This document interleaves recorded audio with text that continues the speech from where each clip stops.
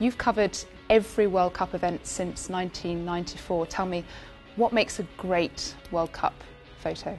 I think the moment. There'll be certain instances through a World Cup tournament. If you're lucky enough to be at that game when it happens, you want it to happen in front of you, then just basic photographic techniques will always make that picture stand out more than somebody else's.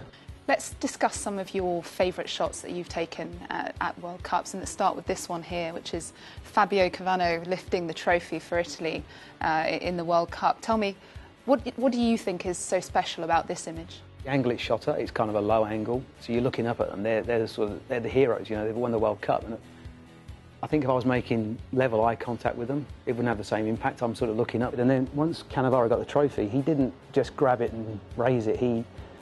You could see he had something in his mind to do, and things just sort of seemed to slow down. I thought, I know what he's going to do. So you're not worried about if you've got the camera this way or landscape. You just know, I'm going to keep it this way. I'm going to keep the teammates in, and he just did it.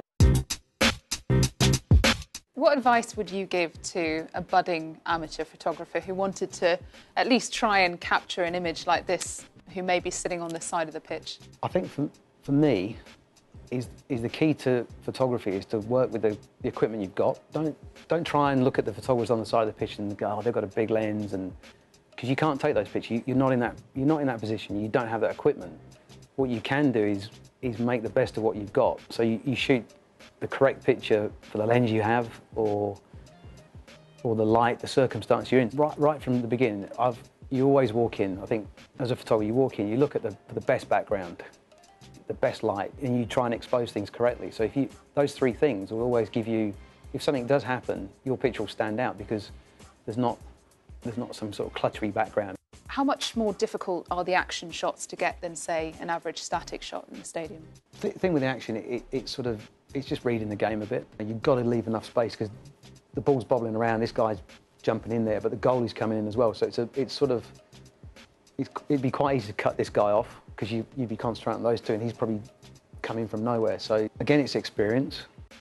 It's the same for an experienced photographer or an amateur. You just have to be prepared for the moment, whenever that might come. Yeah, if you're walking around without a camera and you see something, it's gone. Especially these days, you have the quality of the phones and things like that. There's no excuse not to walk past pictures.